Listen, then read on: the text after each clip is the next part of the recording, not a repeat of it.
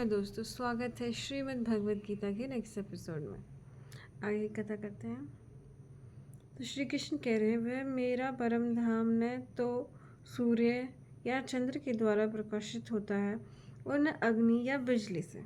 जो लोग वहाँ पहुँच जाते हैं वे इस भौतिक जगत में फिर से लौटकर नहीं आते। मतलब एक ऐसा धाम है, एक ऐसी जगह है जो बहुत उज्ज्वल है, लेकिन जो वो उज्ज्वलता है, उसका जो प्रकाश है, वो ना तो सूर्य और चंद्र के द्वारा प्रकाशित नहीं है, ना अग्नि के द्वारा, ना बिजली के द्वारा प्रकाशित है।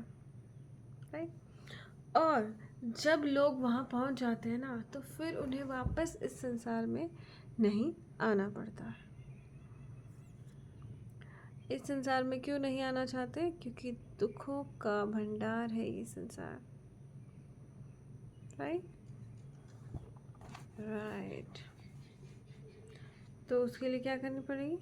ईश्वर की भक्ति, और ईश्वर ने जो जो बोला है वो सब। अब जैसे एक माँ को एक कौन सा बच्चा पसंद आता है? जो उसका सारा कहा मानता है और फिर उसे आदर देता है, उसका नाम रोशन करने के लिए मेहनत करता है। तो ये चीज़ें हमें करनी होंगी। ईश्वर की आज्ञा की पालन करना होगा, और ईश्वर का गुणगान करना होगा। ग्रेटिट्यूड, गुणगान क्यों करना पड़ता है? अगर हम जैसे किसी का गुणगान कर रहे हैं ना, मतलब हम अपने अहंकार को मार रहे हैं, हम अपनी ईगो को मार रहे हैं, हम ये स्वीकार कर रहे हैं कि हमसे भी कोई अच्छा है। तो फ्यूचर में जब ऐसी कोई सिचुएशन आएगी, जब लोग हमसे अच्छा प्रूव हो जाएंगे, या जैसे हम किसी कंपटीशन में जा रहे हैं, या हमें कोई काम दे दिया है, हमसे किसी ने बेटर वो कर दिया, तो हमें जो जलन की भावना है, जो द्वेष की भावना है, वो नहीं आएगी। और जो हमारी स्थिति है, मानसिक स्थिति है, वो अच्छी बनी रहेगी। कई बार क्या होता है ना, जलन के मारे हम अंदर ही अंदर घुटते रहते हैं, पिसते रहते हैं, जिससे हमारा मानसिक और शारीरिक तनाव उत्पन्न हो जाता है और हम बीमार हो जाते हैं, या फिर हम मेंटली प्रेशर फील करते हैं बहुत ज़्यादा। इसलिए गुणगान करना बहुत ज़रूरी है, ताकि हम अपने आप को इस अवस्था में ला सके कि हाँ भाई, हमसे भी बेटर है कोई। राइट। फिर है नाम रोशन करना। नाम रोशन कैसे करते हैं?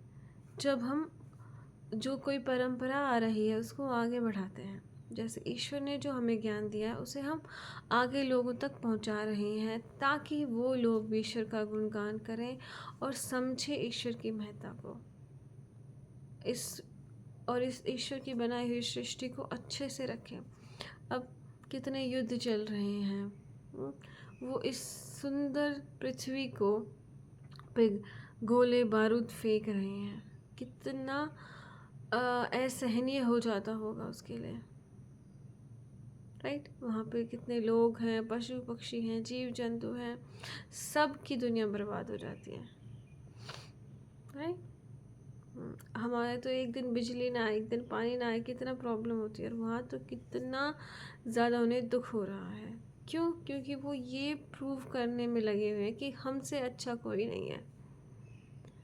क्यों? क्योंकि वो ईश्वर का गुणगान नहीं करते हैं। वो अपने से ऊपर किसी को मान ही नहीं रहे हैं। अगर वो अपने से ऊपर किसी को माने, तो वो इस प्रूव करने के चक्कर में कि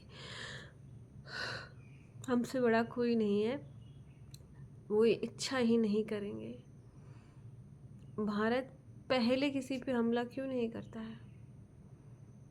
क्योंकि वो आदर सम्मान के साथ दूसरों को देखता है कि हाँ भाई, हम ही नहीं है इस दुनिया में, और लोग भी हैं, उन्हें भी जीने का अधिकार है। क्योंकि हम ग्रेटिट्यूड फील करते हैं, हमारे अंदर जो जलन है, द्वेष है, वो नहीं है।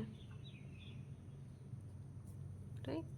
तो इस तरह से, और जब हम तीनों चीज़ों को मान लेते हैं, तो ईश्वर के हम प्रिय बन जाते हैं, और फिर ईश्वर हमारी हेल्प करने लग जाते हैं उस धाम तक पहुंचने के लिए, जहाँ पर पहुंचने के बाद हम वापस नहीं आएंगे। राइट। तो आगे देखते हैं। इस बुध, जगत में सारे जीव मेरे शाश्वत अंश हैं। बुध जीवन के कारण वे छहों इंद्रियों से घोर संघर्ष कर रहे हैं, जिनमें मन भी सम्मिलित है। तो हमारे अब श्री कृष्ण बोल रहे हैं कि सारे जगत के जो लोग हैं, जीव हैं, वो मेरा अंश है। अंश मतलब मैं सब में समाया हूँ, मैंने सबको बुद्धि दी है, इन सारे जीवों को, और जीने का अधिकार दिया है, कर्म करने की स्वतंत्रता दी है। राइट। अब कई बार ये पूछते हैं ना कि भाई भगवान की इच्छा के बिना तो एक पत्ता भी नहीं हिलता, तो लोग बुरे कर्म कैसे कर लेते हैं? क्योंकि ईश्वर ने हमें स्वतंत्रता दी है। जैसे ईश्वर स्वतंत्र है हर चीज़ करने में, वही, और हम ईश्वर का ही अंश हैं, इसीलिए वही स्वतंत्रता, वही आज़ादी हमें भी मिली है। कर्म करने की आज़ादी हमें मिली है, लेकिन इन कर्मों का फल मिलने की आज़ादी किसको है? ईश्वर को है। और वो इस जन्म में नहीं, वो नेक्स्ट जन्म में, जो उसे भोग योनि बोलते हैं ना, कीड़े मकोड़े बनना, कुत्ता बिल्ली बनना, पेड़ बनना, ये सब भोग योनि है। तो तब हमें हमारे जो कर्मों का फल है वो मिलता है नेक्स्ट जन्म में। राइट। तो हमें क्या करना है? हम कर्म करने में स्वतंत्र हैं, तो इस तरह से हम ईश्वर के अंश हैं, और हम ईश्वर के अंश हैं तो हमें अच्छे ही कर्म करने चाहिए ना। जैसे डॉक्टर का बेटा है, उससे क्या एक्सपेक्टेशन होती है कि भाई डॉक्टर अच्छा पढ़ा लिखा डॉक्टर बने, क्योंकि उसके पिता के गुण हैं उसमें, उसके पिता का वो अंश है। राइट। या कोई साधु इंसान है, बहुत अच्छा सुशील इंसान है, तो उसके बच्चे भी अच्छे सुशील संस्कारी पैदा हों। क्यों? क्योंकि वो उनका अंश है। राइट। तो उसी तरह हम भी ईश्वर के अंश हैं, और उसने हमें आज़ादी भी दी है और साथ में ज्ञान भी दिया है कि तुम करो जितना तुम कर सकते हो इस ज्ञान का यूज़ करके। लेकिन हम क्या करते हैं? अपनी मनमानी में लगे रहते हैं। क्यों? क्योंकि हमसे बड़ा तो कोई है ही नहीं। सोचते रहते हैं हमसे तो अच्छा कोई है ही नहीं, सारे लोग नीच हैं, हम ही अच्छे हैं। हम अपनी कमियों को देखना ही नहीं चाहते हैं। तो हमें अपनी कमियों को देखना है, ईश्वर के ज्ञान का बार बार हमें स्मरण रखना है, उस पर चलने की कोशिश करनी है। आगे कह रहे हैं, इस जीवन के कारण वे छहों इंद्रियों से घोर संघर्ष कर रहे हैं। अब इंद्रियों से संघर्ष तो करना पड़ेगा, क्योंकि बिना संघर्ष किए सफलता नहीं मिलती है। हमें लगता है कि हाँ बस हम खाएं पिए और सो जाएं। कहाँ है संघर्ष? संघर्ष करने के लिए नींद भी त्यागनी पड़ती है। अपनी लिमिट से आगे बढ़ना पड़ता है। जैसे हम आराम, दिन में भी 4-5 घंटे का आराम करने की सोचते हैं तो हमें आदत हो जाती है। उसी तरह हमें पुरुषार्थ करने की भी आदत डालनी पड़ेगी, और वो आदत डल भी जाएगी। बस कुछ दिन हमें संघर्ष करना पड़ेगा। तो उसी तरह से हमारी बॉडी हो जाएगी। जैसे बचपन में हमें पढ़ाई करने की आदत होती है, स्कूल में भी जाते हैं, फिर आके ही पढ़ते हैं, दिन में 10-12 घंटे हो जाते हैं। वही आदत छुट्टियों में छूट जाती है, लेकिन छुट्टियों के बाद फिर से वो आदत डल जाती है। तो अगर हम अच्छी आदतों की, संघर्ष की, पुरुषार्थ की आदत डालेंगे तो पड़ जाएगी आदत। स्टार्टिंग में थोड़ा सा संघर्ष होगा, स्टार्टिंग में सच बोलने में संघर्ष होगा, लेकिन हम सच बोल सकते हैं। बस उसकी आदत डालनी है हमें। संघर्ष करना है इंद्रियों से। और उसमें भी ईश्वर ने हमें बता दिया कि उसमें भी तुम मेरी हेल्प ले सकती हो। तुम मुझसे प्रार्थना तो करो कि हे भगवान, मेरी सारी इंद्रियों को वश में करने की मुझे शक्ति दो, मेरे सारे दुर्गुणों को दूर कर दो ईश्वर। ये प्रार्थना तक ईश्वर से हम कर सकते हैं। ऑटोमेटिक गाड़ी में चले, अपना सब कुछ ईश्वर को सौंप दे कि ईश्वर मुझे मेरे सारे दुर्गुण दूर कर दो, मुझसे नहीं हो रहा है संघर्ष, आप मेरी हेल्प कर दो।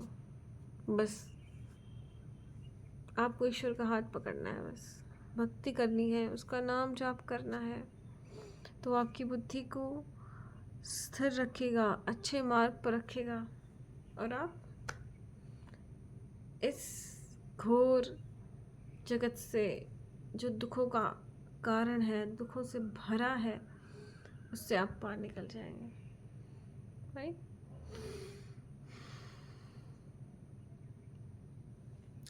और जिसमें मन भी सम्मिलित है। अब इंद्रियों में मन भी सम्मिलित है, इंद्रियां तो है ही, उसके साथ मन भी सम्मिलित है। मन को भी कंट्रोल करना पड़ेगा। मन की हारे हार है, मन की जीते जीत। अब मैं कई बार बात करती हूँ कि मुक्ति पाना आसान है, तो कई लोग मुझे बोलते हैं ना, कित मिले थी मुक्ति, हमें नहीं मिलेगी मुक्ति। वो हार ही चुके हैं, वो ये मानना ही नहीं चाहते हैं कि हमें भी मुक्ति मिल सकती है। आपको मुक्ति मिल सकती है। क्या करना है? कुछ भी नहीं करना है, बस अच्छे कर्म करने हैं आपको। अच्छे कर्म नहीं कर पा रहे हो तो बुरे कर्मों से दूर रहो, बस कि मुझे बुरे कर्मों से दूर रहना है। राइट? मुझे बुरे कर्मों से दूर रहना है, मुझे किसी की बुराई नहीं करनी है, बस आपको ये करना है। फिर धीरे धीरे जैसे आप बुरे कर्मों से बचने लग जाओगे तो ईश्वर फिर आपकी झोली में अच्छे कर्म डालते जाएंगे, अच्छे साथी आपको देंगे, अच्छे दोस्त आपको देंगे ईश्वर, और आपका सुधार हो जाएगा, भला हो जाएगा। बस आप समर्पण कर दीजिए ईश्वर के सामने कि हाँ, मैंने समर्पण कर दिया ईश्वर, मैं तो आपका अंश हूँ ना, मैं आपका पुत्र हूँ, मैं आपकी पुत्री हूँ। आप अपने पुत्र पुत्री को ऐसे कैसे छोड़ सकते हैं? राइट? तो आप मुझे अपना लीजिए, मैंने आपको अपना लिया है, बस। राइट? तो आज के लिए इतना ही। बहुत बहुत धन्यवाद।